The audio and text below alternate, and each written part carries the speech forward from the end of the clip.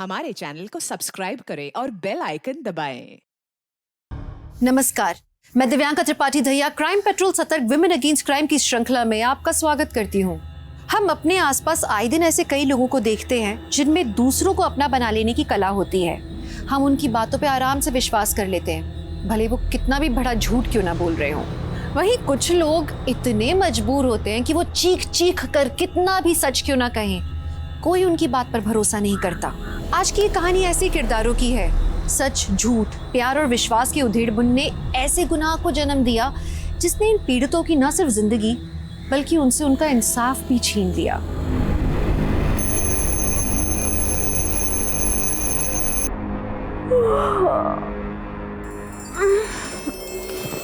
Good morning Sunny,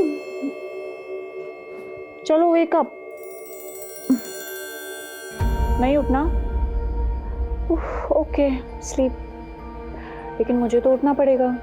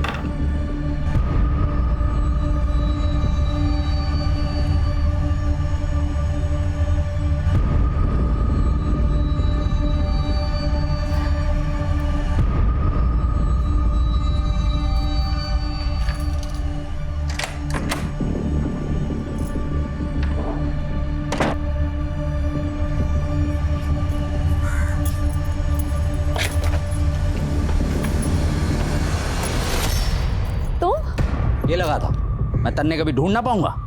देखो, मैं जानती हूँ तुम्हें पैसे चाहिए, मुझे थोड़ा और वक्त दे दो प्लीज। वक्त मांगने के बाद फिर से भाग गई तो मैं कुछ ना जानूं। मन्ने, मेरे पैसे अभी चाहिए। मेरे पास पैसे नहीं है अभी, मुझे बस 2 दिन का वक्त चाहिए। मैं खुद तुम्हें फोन करूंगी। अगर 2 दिन में तेरा फोन ना आया ना तो तीसरे दिन बहुत खलेगा तन्ने। चलता हूं।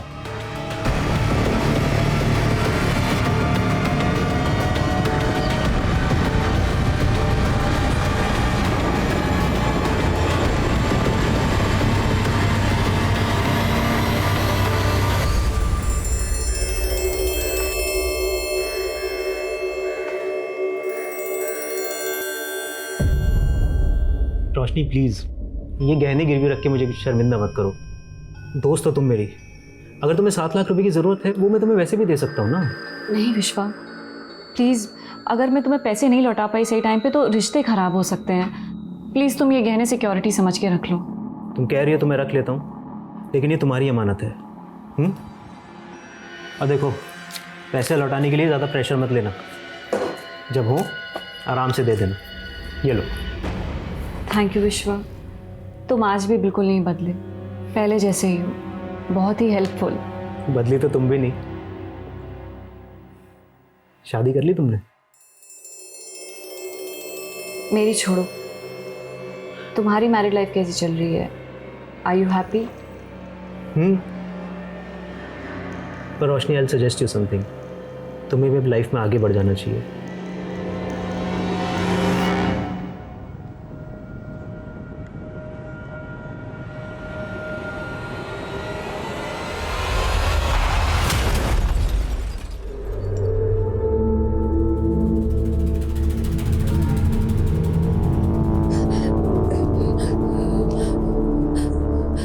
Hello, police station.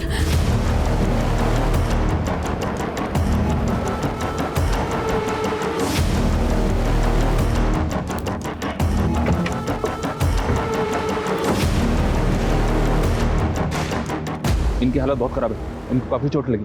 रेनू, इनको तुरंत हॉस्पिटल लेके जाओ। ओके सर, मुझे हॉस्पिटल नहीं जाना सर। मेरे हस्बैंड को किडनैप करके ले गए वो 2 लोग सर, प्लीज उन्हें बचाइए सर। कौन थे वो आदमी? सर पता नहीं सर, वो 2 आदमी थे, कार से आए थे, उनके चेहरे ढके हुए थे सर। सर वो मेरे हस्बैंड को किडनैप करके ले गए और मेरे 7 लाख रुपए भी लूट। उस कार का नंबर याद है आपको? नहीं सर, सर वो सफेद रंग की कार थी, वो लोग उस तरफ गए थे। सर प्लीज मेरे हस्बैंड को बचा। आप घबराइए मत, अपने हस्बैंड का नाम बताइए। मैं उनका कोई फोटो है आपके पास? चलो इनको हॉस्पिटल पहुंचाओ। चलो okay sir. All patrolling team alert, all patrolling team alert. Makrana road से एक व्हाइट कलर की कार में एक आदमी को किडनैप किया गया। चारों तरफ नाकाबंदी तेज कर दो। हर सफेद गाड़ी को चेक करो, कोई भी गाड़ी बचनी नहीं चाहिए। और है ना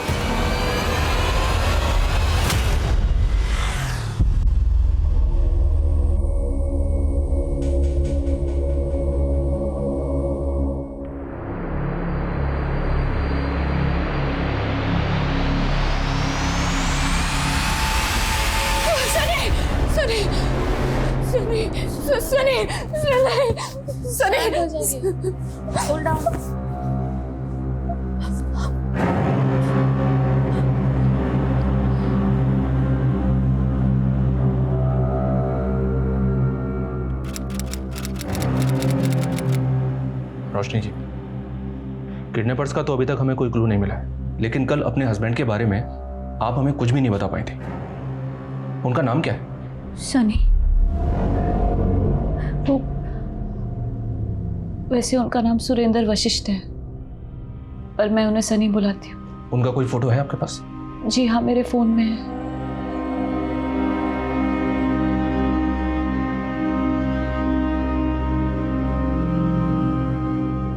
क्या हुआ? फोटोज नहीं मिल रहा। ठीक है, आप उनका मोबाइल नंबर दीजिए। उन्हें मोबाइल रखना पसंद नहीं, कहते हैं मोबाइल ने हमारी जिंदगी अशांत कर दी है। बहुत सरल स्वभाव के हैं सर मेरे हस्बैंड, और किसी ने उन्हें। करते क्या हैं आपके हस्बैंड? सिग्मा इंटरनेशनल कंपनी में काम करते हैं सर। अक्सर बाहर ही रहते हैं, यूएसए में। कल ही मैं गई थी एयरपोर्ट उन्हें रिसीव करने, और फिर उसके बाद किसी ने उन्हें किडनैप कर लिया। देखिए रोशनी जी, बिना सुरेंद्र के फोटो के हमारे लिए उसे ढूंढना बहुत मुश्किल होगा। अच्छा, आपके घर पे उनका कोई फोटो तो होगा ना?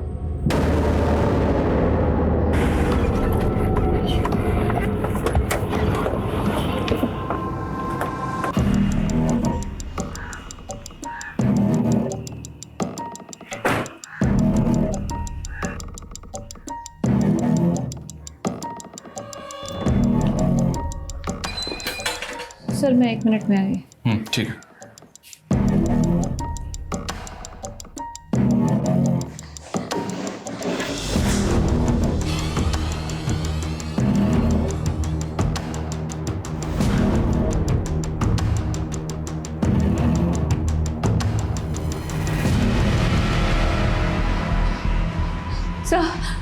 सर ये है मेरे पति का फोटो। और कोई फोटो नहीं है आपके पास? सर बहुत सारी फोटो थी, पर अभी मिल नहीं रही है सर। सर यही फोटो है सर, प्लीज मेरे पति को ढूंढिए सर। हम पूरी कोशिश कर रहे हैं। आपको किसी पे कोई शक है? मेरे पापा सर, मेरे पापा मेरे हस्बैंड को बिल्कुल पसंद नहीं करते थे। बस बहुत होगी तेरी बकवास, अब मैं तेरी एक नहीं सुनने वाला। तेरी शादी उसी लड़के से होगी जिसे मैंने पसंद किया है। पापा मैं सनी से प्यार करती हूँ, अगर आप लोग नहीं माने ना तो मैं सनी के साथ भाग जाऊंगी। फिर मैं अपने घर से भाग गई और मैंने सनी से शादी कर ली।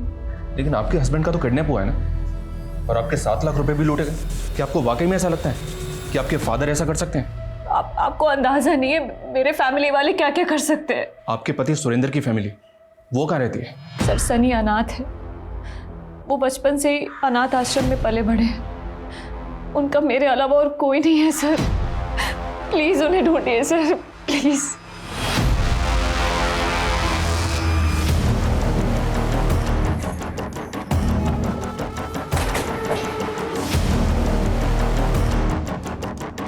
सर रोशनी भले ही मेरी मर्जी के खिलाफ जाकर यहाँ से भाग गई थी, पर पिछले 3 महीने से वो कहाँ है मुझे मालूम नहीं। अरे मुझे ये तक नहीं पता कि उसने शादी कर ली है। उसने सुरेंद्र से शादी की, जिसको आप पसंद नहीं करते थे। इस नाम के लड़के को मैं जानता तक नहीं। सर पहले मुझे भी ये लगा था कि वो किसी लड़के के साथ भाग गई है, लेकिन बाद में पता चला कि वो यहाँ से पैसे लेकर भाग गई है।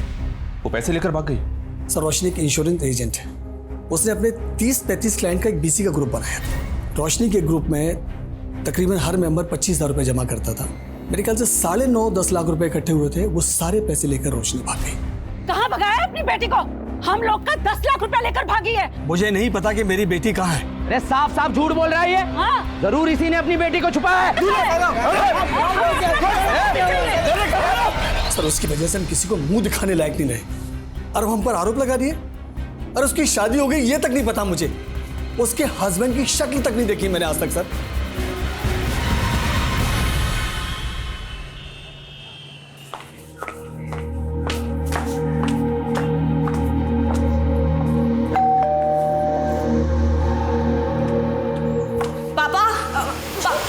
तुम अंदर कहाँ जा रही हो? ये घर अभी तक पापा का है, तुम मुझे ऐसे अंदर आने से रोक नहीं सकती हो। खुशी, तुम मुझे गलत समझ रही हो। तुम्हारे पापा सच में घर पर नहीं है, तुम बाद में आ जाना।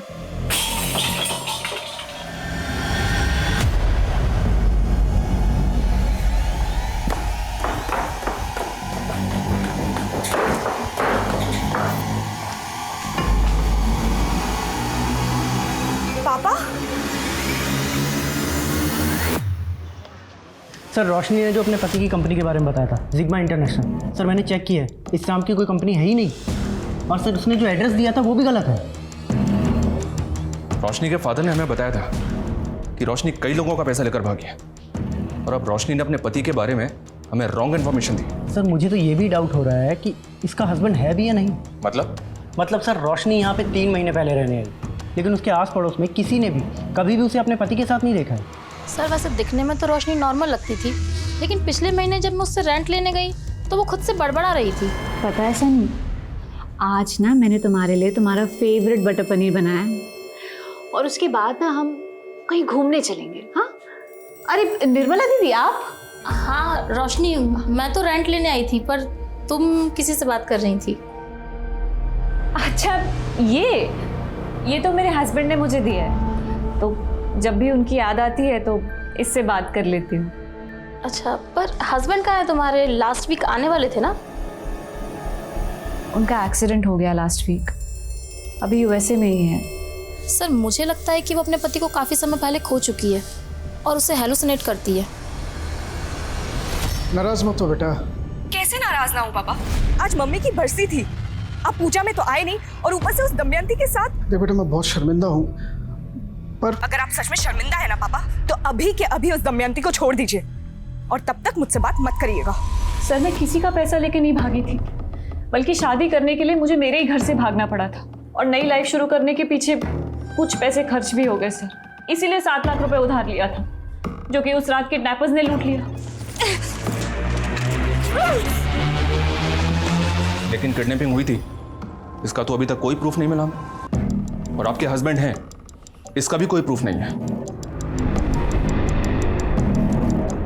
ये क्या कह रहे हैं सर आप? जी हाँ, हमने ये भी चेक किया है कि सुरेंद्र नाम के किसी भी आदमी ने उस दिन जयपुर एयरपोर्ट पे लैंड नहीं किया था। अपने हस्बैंड के ऑफिस का जो एड्रेस आपने हमें दिया था वो भी गलत था। रोशनी जी, इंक्वायरी में जो सामने आया मैंने आपको बता दिया। मुझे नहीं पता है कि आप ये सब क्यों कर रहे हैं, पर हमें ये सुनने को मिला है कि आपकी दिमागी हालत ठीक नहीं है। वहाँ मेरे पति मुसीबत में है, हमारे 7 लाख रुपए लूट गए और आप केस सॉल्व करने के बजाय केस से पल्ला झाड़ रहे हैं। अगर आप वाकई में सच बोल रहे हैं तो बताइए हमें, उस दिन वो 7 लाख रुपए आपने किससे लिए थे? क्या बात कर रहे हैं सर, इतने बजट में तो मैं 50 और कैप्स डाल दूं, थोड़े सस्ते में निपटाइए ना। अबे तो अपना काम कर रहा है।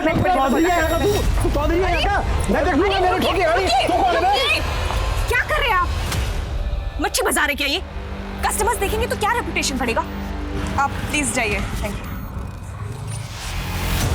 उमेश, ये क्या है? कहाँ गाड़ी ठोक के आया तू? मैडम वो थोड़ा सा टच हो गया था। ये खून? क्या झोल किया है तूने? मैडम खून नहीं है, चटनी है। मैं वो समोसा खा रहा था ना, मैं भी साफ कर देता हूँ।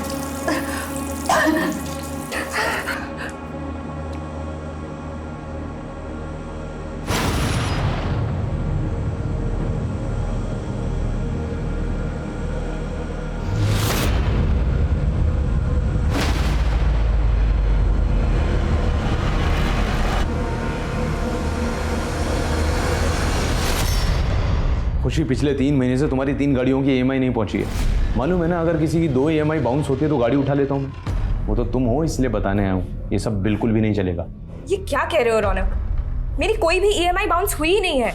मैसेज चेक नहीं करती हो क्या? पर मेरे पास ऐसा कोई SMS आया ही नहीं है और मेरे अकाउंट में इतना बैलेंस है कि EMI बाउंस हो ही नहीं सकता। देखो, अगर बिजनेस नहीं संभाला जा रहा है ना तो बंद कर दो। और वैसे भी औरतों को ना ये मर्दों के काम सूट नहीं करते। वो तो मेरे दिल में हमेशा से ही औरतों के लिए एक सॉफ्ट कॉर्नर रहा है। इसलिए कह रहा हूँ कि सेटलमेंट कर लो, संभाल लूंगा मैं।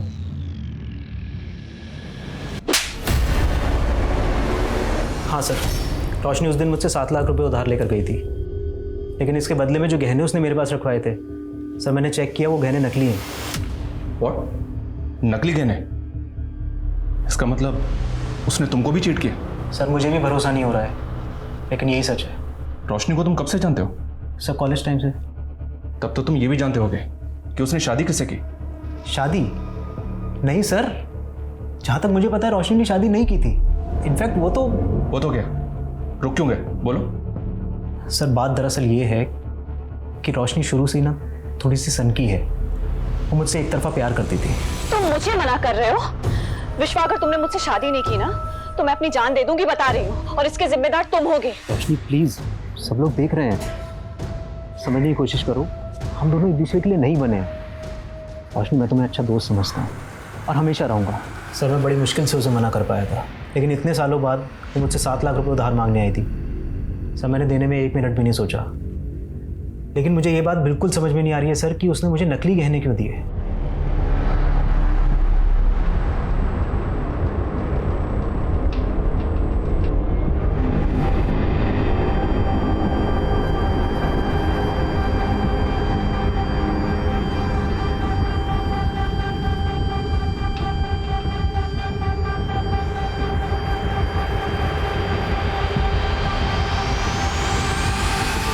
और अगर उसकी शादी नहीं हुई थी तो उसे प्रेग्नेंट किसने किया?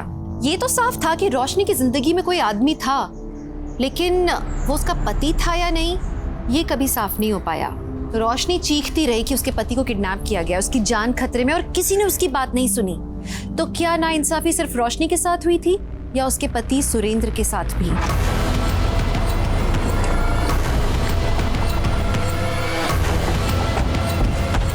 चलिए हटिए, पीछे हटिए, पीछे हो जाइए। चलो पीछे हो जाओ, पीछे हो जाओ। चलिए पीछे हटिए, पीछे हटिए।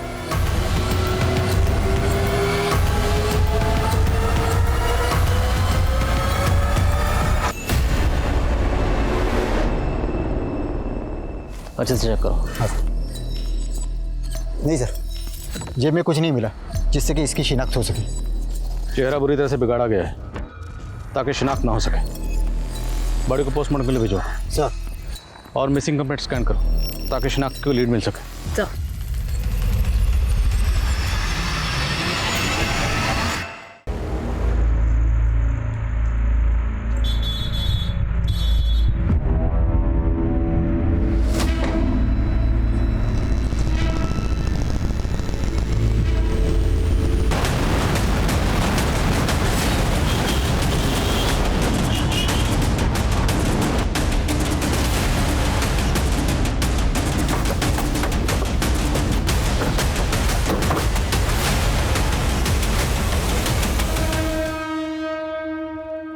सर, सुबह एक पासरबाई ने इस लड़की की लाश देखी।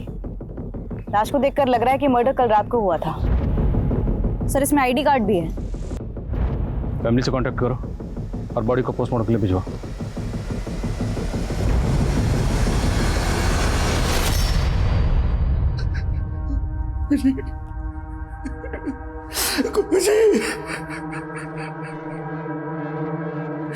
मेरे बच्चे क्या हो?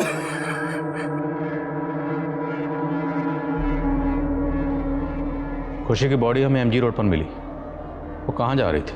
सर मुझे इसके बारे में कुछ भी नहीं मालूम। आप उससे आखिरी बार कब मिले थे? यही कोई 2 दिन पहले। 2 दिन से वो कहाँ थी?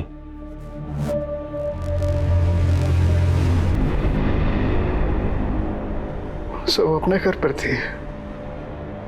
अपने घर मतलब? वो यहाँ आपके साथ नहीं रहती थी?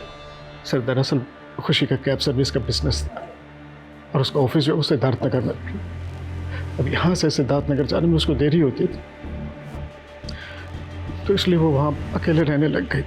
खुशी का किसी से कोई झगड़ा या कोई दुश्मनी, कभी बातों बातों में किसी का जिक्र किया उसने आपसे? नहीं सर, मेरी तो समझ में ये नहीं आ रहा कि अचानक से कैसे खुशी को। सर ये कैब खुशी की कैब सर्विस कंपनी वाली कैब है। हत्या वाले दिन एमजी रोड के एक सीसीटीवी में कैप्चर हुई है, जहां से कुछ ही दूरी पर हमें खुशी की लाश मिली थी।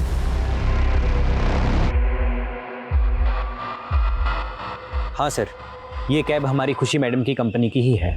वो तो हमें पता है, इसलिए तो यहाँ पूछताछ के लिए आए हैं। लेकिन इस कैब को चला रहा है वो कौन? सर ये तो हमारा ड्राइवर उमेश चलाता है। कहाँ है वो, बुलवाइए।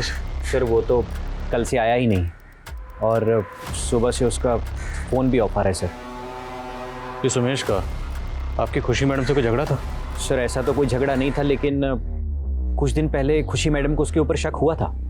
ये क्या है? कहाँ गाड़ी ठोक के आया तू? मैडम वो थोड़ा सा टच हो गया था। ये खून क्या झोल किया है तूने? मैडम खून नहीं है, चटनी है। मैं वो समोसा खा रहा था ना, मैं भी साफ करता हूँ, 1 मिनट में। ये उमेश हमें कहीं घुमा तो नहीं रहा है? पता नहीं कोई झोल करके आया हो तो देने के देने पड़ जाएंगे।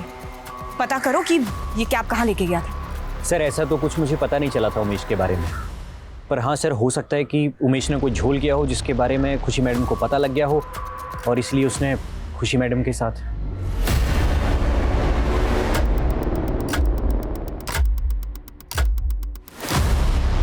सर ये उमेश गोंडा का रहने वाला है। मैंने गोंडा पुलिस को इन्फॉर्म कर दिया है। और खुशी को शक था कि इस उमेश ने कैब में कोई क्राइम किया होगा। पता लगाओ, क्या ये किसी तरह की क्रिमिनल एक्टिविटीज़ में इन्वॉल्व है? उस कैब का पता लगाओ, हो सकता है उमेश ने उस कैब को कहीं डंप किया।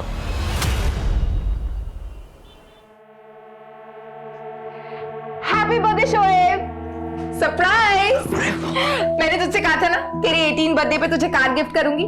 मैंने अपना प्रॉमिस पूरा किया। वाह मम्मी, अब बहुत स्वीट हो।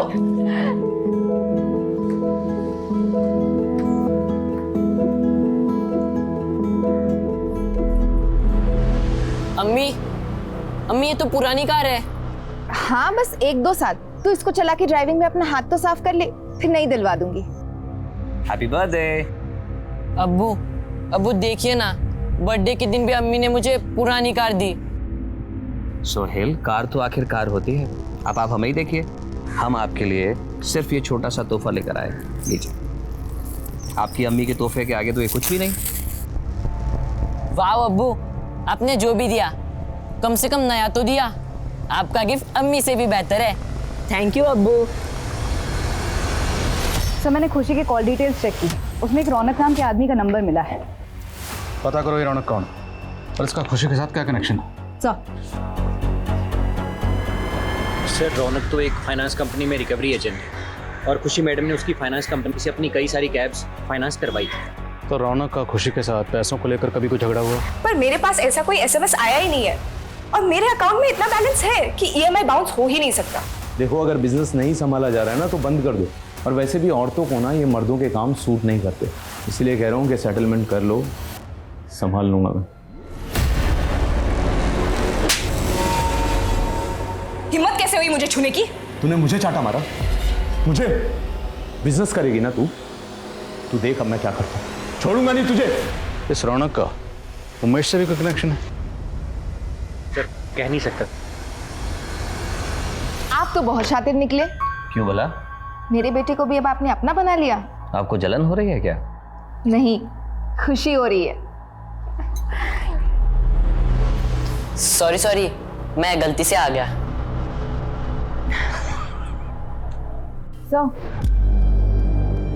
सर ये बात बिल्कुल सही है कि खुशी की कंपनी के करंट अकाउंट से 3 कैब्स के लोन की ईएमआई पिछले 3 महीने से बाउंस हो रही थी। लेकिन हैरानी वाली बात यह भी है कि पिछले 3 महीने से खुशी के अकाउंट में जब भी पैसा आ रहा था वो अगले ही दिन निकाल दिया जा रहा था। निकाल कौन रहा था? सर सिर्फ सेल्फ बेरर चेक से पैसे निकल रहे थे। एक और बात सर, खुशी के करंट अकाउंट से जो नंबर लिंक था उसे बदल कर कोई फेक आईडी का नंबर लिंक किया गया था 3 महीने पहले। फेक आईडी का नंबर? ऐसा कौन करेगा? सर खुशी की कंपनी में को पार्टनर उसके फादर हैं। उसके अकाउंट का एक्सेस सिर्फ उनके अलावा और किसी के पास नहीं है। हाँ सर, खुशी ने मुझे इस नंबर के बारे में बताया था, लेकिन मुझे ये नहीं मालूम था कि ये नंबर फेक आईडी का है। मेरे अलावा बिजनेस के करंट अकाउंट में सिर्फ आपका मोबाइल नंबर लिंक हो सकता है। हाँ तो मैंने ऐसा कुछ भी नहीं किया है। तो शायद आपकी दमयंती ने किया हो। बस। तो ये आपने हमें पहले क्यों नहीं बताया? क्योंकि सर मुझे लगा वो मेरे और दमयंती के बीच में गलतफहमी पैदा करने के लिए ये सब कर रही है। क्योंकि दमयंती खुशी की सौतेली माँ थी, इसलिए उस पर शक था। हाँ सर। तू टेंशन मत ले, वो कैब का बिजनेस ले दे के लोकेश के हाथ में आने वाला है। पर दीदी उन्हें तो बिजनेस करना ही नहीं है। वही तो, वो बिजनेस तो हम दोनों को संभालना है। लेकिन तू ज्यादा जल्दबाजी मत कर। तुझे पता है ना, पुलिस सबसे पहले शक करीबी रिश्तेदारों पर ही करती है।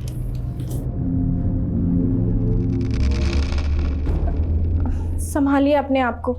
अगर आप ही हिम्मत हार जाएंगे तो खुशी के सपनों का क्या होगा? उसका कैब का बिजनेस। काश मैंने खुशी की बात पे भरोसा करके वो सब पता करा लिया होता।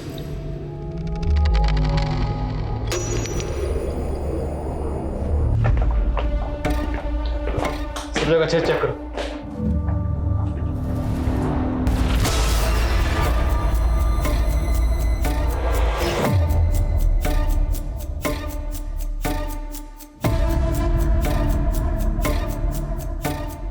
लैपटॉप का चार्जर है, लैपटॉप नहीं है।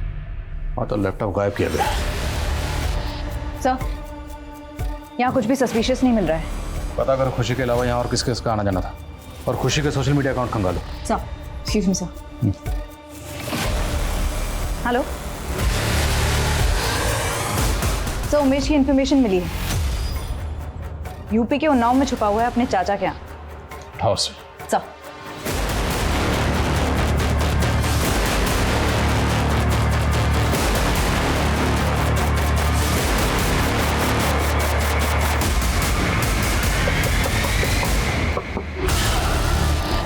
अरे मैडम पकड़ो इसे। ये चलो। मैडम कहाँ ले आ रहे हैं? साहब मैंने कुछ नहीं किया साहब, ना मैंने पहले कोई झोल किया था जिसको लेकर खुशी मैडम मुझ पर शक कर रही थी, और ना मैंने अभी कुछ किया साहब। तो भागा क्यों था? वो मेरी कैब चोरी हो गई थी साहब। मैं जे रोड पर गाड़ी पार्क करके टॉयलेट करने के लिए गया था। जब वहाँ से वापस आया तो गाड़ी वहाँ पर नहीं थी साहब। गाड़ी चोरी होने की वजह से मैं बहुत डर गया था साहब, इसलिए मैं अपने चाचा के घर चला गया था। तेरी कैब में तेरे खिलाफ सबूत था, और आप कैब चोरी होने की झूठी कहानी बना रहा है। मैं सच बोल रहा हूँ साहब। तेरी कैब चोरी हुई थी ना? जी साहब। और जहाँ से चोरी हुई वो जगह तो याद होगी? हाँ साहब, याद है। इतनी जल्दी क्या थी जाने की? थोड़े दिन और रुक जाते। अरे काम धंधे के लिए तो आदमी को घर से बाहर जाना ही पड़ता है। कुछ समय की बात है, हमारा प्लान रेडी हो जाएगा, फिर हम सब लोग साथ में ही रहेंगे। फिलहाल हम चलते हैं, हमें देर हो रही है। खुदा हाफिज। खुदा हाफिज। चलो अब्बू, मैं आपको छोड़ देता हूँ। चलो।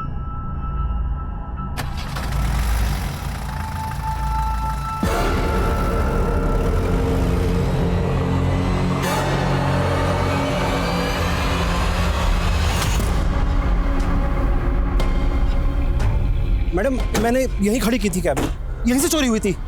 मैं उधर की साइड टॉयलेट करने गया था, और जब वापस आया तो कैब वहाँ नहीं थी। आसपास कोई सीसीटीवी नहीं है इसलिए घुमा रहा है ना मैं? नहीं मैडम, मैं सच बोल रहा हूँ।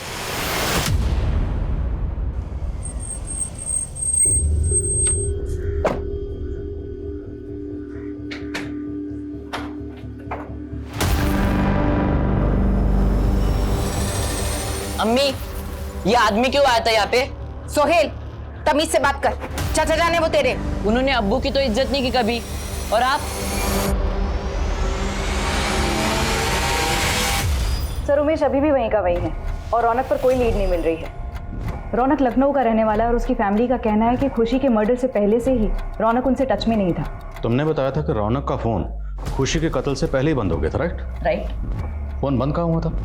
उसी एरिया में जहाँ खुशी और उसी एरिया में कुछ अर्सा पहले हमें एक आदमी की लाश मिली थी, और पोस्टमार्टम रिपोर्ट के मुताबिक उसकी उम्र 30 से 35 साल रही होगी। और रौनक सेम एज ग्रुप का। सर, अगर वो लाश रौनक की है तो इसका मतलब रौनक का मर्डर खुशी के मर्डर से पहले हो गया था। फिलहाल पहले ये कंफर्म करते हैं कि वो लाश रौनक की है या नहीं। लखनऊ से उसकी फैमिली को बुलवा। सर मैं खुशी की सीडीआर फिर से चेक की, उसमें एक नंबर ऐसे मिला है जो फेक आईडी पे लिया गया था, ये इस नंबर पे। ये नंबर पहले विजयनगर में एक्टिव था, लेकिन अब बंद आ रहा है। विजयनगर? वहाँ तो खुशी के फादर रहते हैं। हाँ सर, और खुशी के फादर का साला कांता वो भी वहाँ पे रहता है। खुशी के मर्डर से पहले कांता अपनी बहन दमयंती से काफ़ी टच में था, और सर खुशी की कांता और दमयंती से बिल्कुल नहीं बनती थी। बुलाओ इस कांता को। सर वो दीदी है मेरी, तो मैं तो उनसे मिलने जाऊंगा ही ना। तुम्हारी दीदी ने एक ऐसे शख्स से शादी की जो तुम्हारी दीदी से उम्र में बड़ा है, पहले से शादीशुदा है और एक जवान बेटी का बाप है। क्यों? ज़ाहिर सी बात है, तेरी दीदी की नज़र उसके बिजनेस और उसके पैसे पर रही होगी। सर आप जो समझ रहे हैं वो गलत है, और सर जो आप बोल रहे हैं वो उसका सबूत क्या है आपके पास? वक्त आने दे, सबूत भी पेश करेंगे। तू और तेरी बहन दोनों हमारे रडार में हैं। गलती से भी कहीं भागने की कोशिश मत करना। वो लोग बेवजह मेरे भाई को थाने लेकर गए और आप यहाँ चुपचाप बैठे। कहीं खुशी आपके दिमाग में जो शक का कीड़ा डालकर गई है उसे आप सच तो नहीं समझ रहे? शक तो ना हो रहा है मुझे, और अगर मुझे पता चला कि तूने और तेरे भाई ने मिलकर कुछ भी किया है, छोड़ूंगा नहीं तुम दोनों को। सर रौनक की फैमिली ने उस अज्ञात लाश को आइडेंटिफाई कर लिया है, वो रौनक ही है। आपका शक सही निकला सर। सर रौनक का मर्डर खुशी के मर्डर से पहले ही हो चुका था। खुशी के घर से उसके लैपटॉप का गायब होना और उसके कॉल रिकॉर्ड में एक फेक नंबर का मिलना और उसकी कंपनी के करंट अकाउंट से एक फेक आईडी से लिए गए नंबर का लिंक होना, जाहिर सी बात खुशी किसी बड़ी साजिश का शिकार हो रही थी। मुझे खुशी के सोशल मीडिया अकाउंट और कॉन्टैक्ट की एक एक डिटेल चाहिए। सर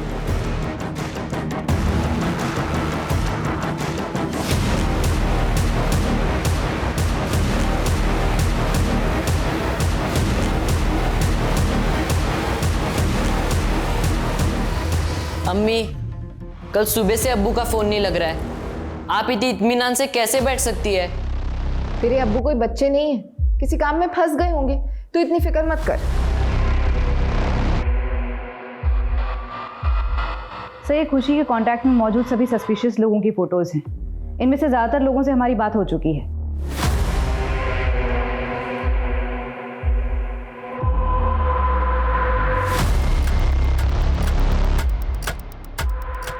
ये बंदा कौन है?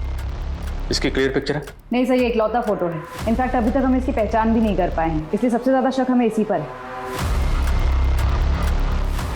पुलिस ने खुशी के मर्डर का मोटिव रखने वाले सभी सस्पेक्ट्स को खंगाल लिया था, लेकिन ये हत्या इतनी शातिर ढंग से की गई थी कि कातिल के खिलाफ कोई सबूत ही नहीं मिल रहे थे। देखते ही देखते खुशी मर्डर केस के 6 महीने बीत गए। ठंडे बस्ते में चला गया ये केस। अखबारों में भी इसका कोई जिक्र नहीं था और पुलिस के लिए ये केस अनसॉल्व्ड केसेस की फहरिस्त में शामिल हो गया।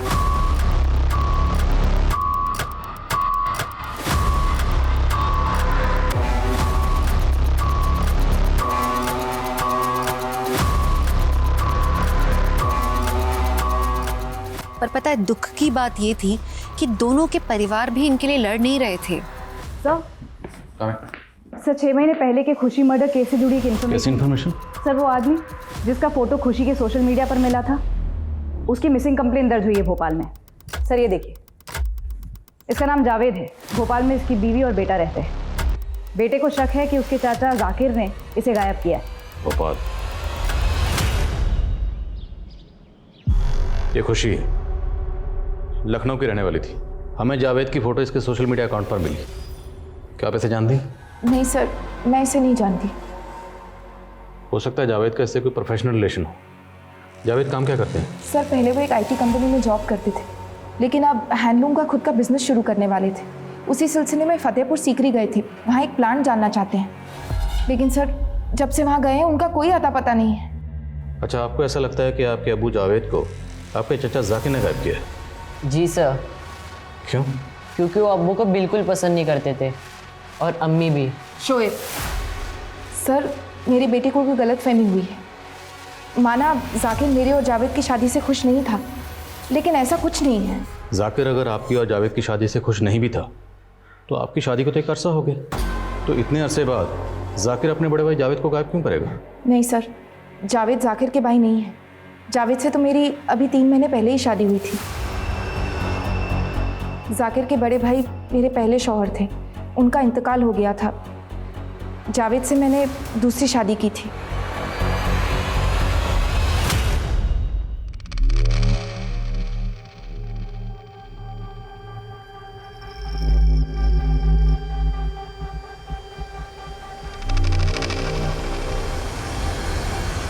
तो तन्वी ने जिस आईटी कंपनी के बारे में बताया था मैंने वहाँ पता किया।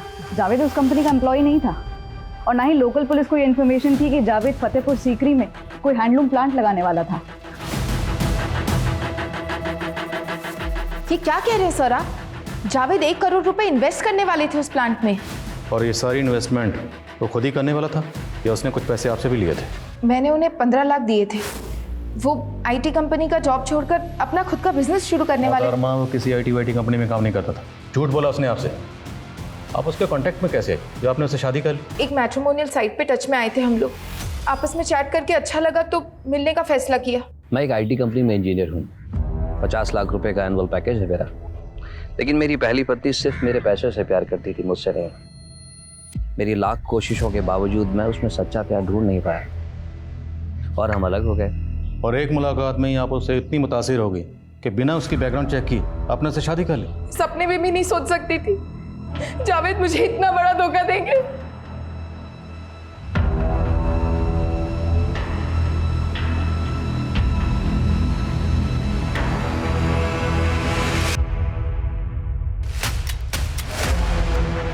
ये सॉफ्टवेयर आपको जावेद ने गिफ्ट किया था।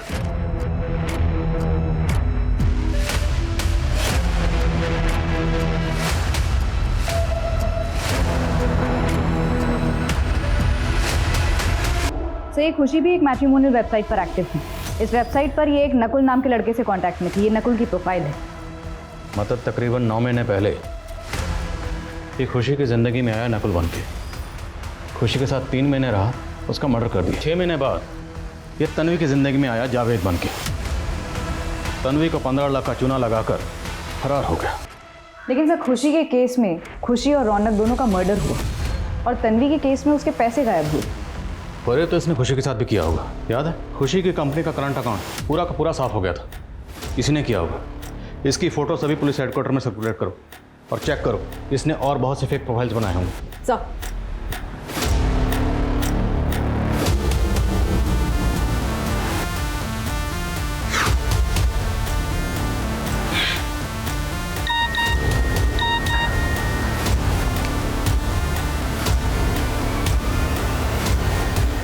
पूजा, मेरे बिना तुझे कोई और ना मिलेगा दूजा।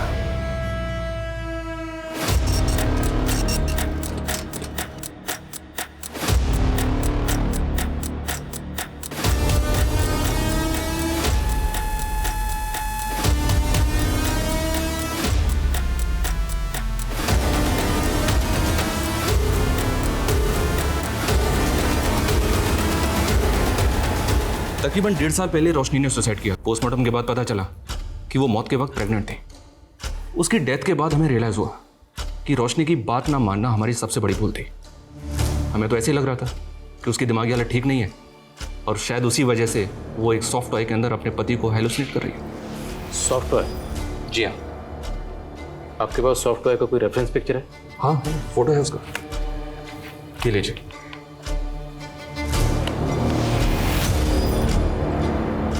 हमें यह भी पता चला कि रोशनी सुसाइड से पहले हरियाणा के रेवाड़ी इलाके में गई थी। इंक्वायरी की तो पता चला कि वो अपने पति की तलाश में वहां एक घर में गई थी। सुरेंद्र कहाँ है? सुरेंद्र? मैं किसी सुरेंद्र को नहीं जानता। फिर हमें पता चला कि एक आदमी ने रोशनी को गलत इन्फॉर्मेशन दी थी कि वहां उसके पति के दूर के रिश्तेदार रहते हैं। हमने वहां भी इंक्वायरी की पर कुछ मिला नहीं। सर मैंने पता किया, ये सॉफ्टवेयर टर्टल ब्रांड का एक्सक्लूसिव प्रोडक्ट है जो सिर्फ उनके ऑनलाइन पोर्टल पर परचेज के लिए अवेलेबल है। इनके करोड़ों कस्टमर्स हैं सर। इस जरिए से तो उस आदमी तक पहुंचना नामुमकिन लग रहा है। ये भले ही कोई शातिर खिलाड़ी है जो अलग अलग लड़कियों को अपना शिकार बनाता है, राम श्योर ये इस वक्त भी किसी न किसी लड़की को अपना शिकार बना रहा होगा। पर हमें इसके लिए कुछ ऐसा जाल बिछाना है कि शिकारी खुद अपने जाल में फंसे। This is for you. Thank you. Puja, will you marry me? Yes. Sir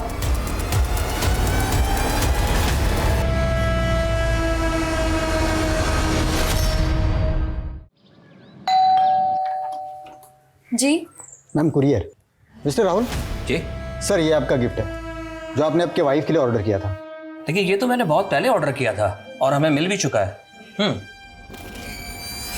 ये आपकी इस वाइफ के लिए नहीं, अगली वाइफ के लिए, मतलब आपके अगले शिकार के लिए।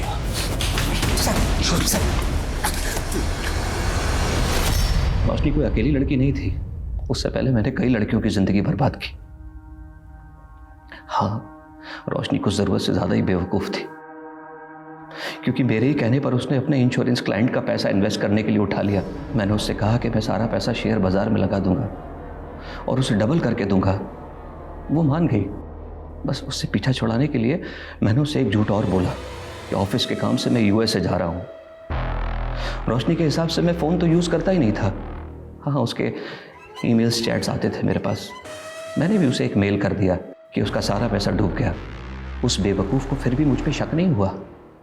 उसने मुझसे कहा कि वो अपने तमाम जेवर मार्केट में गिरवी रख के पैसा उठा लेगी, लेकिन वो जानती नहीं थी कि मैं पहले ही उसके जेवर गायब कर चुका हूँ और उनकी जगह नकली जेवर मैंने रख दिए। फिर उसने मुझे बताया कि उसके किसी दोस्त ने उसे 7 लाख रुपए उधार दिए हैं। मेरा लालच और बढ़ गया।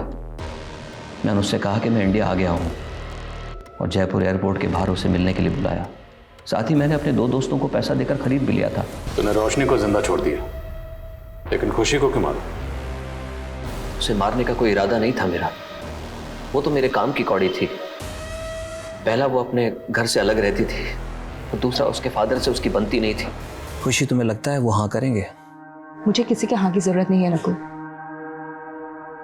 एक बार मेरा बिजनेस सेट हो जाए, उसके बाद हम शादी कर लेंगे। और फिर ना, 1 मिनट अर्जेंट है। एक दिन मौका पाकर मैंने उसकी नेट बैंकिंग का पासवर्ड और तमाम ज़रूरी डिटेल्स निकाल ली और उसका फ़ोन नंबर हटाकर अपना नंबर लिंक कर दिया। और फिर धीरे धीरे मैं उसके अकाउंट को खाली करता रहा। उसको विड्रॉल के अलर्ट मैसेजेस भी नहीं मिलते थे। लेकिन एक दिन मेरा फ़ोन उसके हाथ लग गया। नकुल, मैंने तुमसे इतना प्यार किया और तुमने इतना बड़ा धोखा दिया। मेरे ही अकाउंट से इतना बड़ा फ्रॉड। उस दिन रौनक खुशी की लोन रिकवरी की वार्निंग देने आया था और हम दोनों को झगड़ा करते हुए देख लिया। मैं उसी समय समझ गया था कि खुशी अगर ज़्यादा दिन तक जिंदा रही तो मेरी पोल खुल जाएगी। मैंने उसको कन्विंस किया कि मैं उसका सारा पैसा उसे लौटा दूंगा। लेकिन अब मेरा रास्ते का कांटा रौनक था, क्योंकि अगर मैं खुशी को पहले मारता तो रौनक गवाह बन के आपके सामने आ जाता और मुझे पकड़वा देता। और रही बात खुशी की, तो मुझे पता था कि वो उस दिन उस रोड से जाने वाली है और उसका ड्राइवर उसे पिकअप करने आने वाला है। इसलिए मौका पाकर मैंने उसी की कंपनी के कैब को चुरा लिया।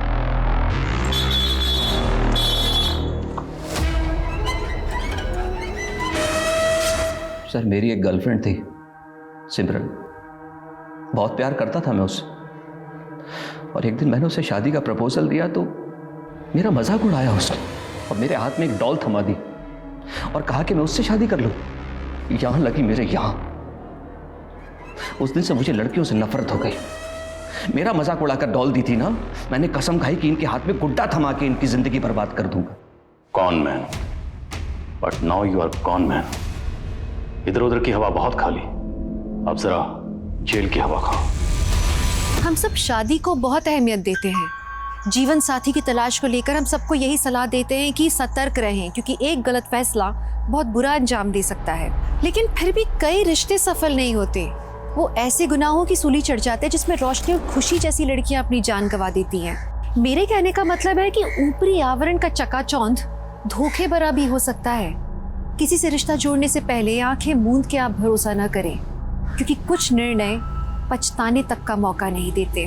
तो आपके उज्जवल भविष्य की आशा के साथ मैं दिव्यांका त्रिपाठी दहिया लेती हूँ आपसे विदा। फिर मिलूंगी एक नए केस के साथ। तब तक देखते रहिए क्राइम पेट्रोल सतर्क, विमेन अगेंस्ट क्राइम। एक औरत पर वार, अब हर औरत का भार। जय Hind. For more updates, subscribe to our channel, click the show links and enjoy watching the videos.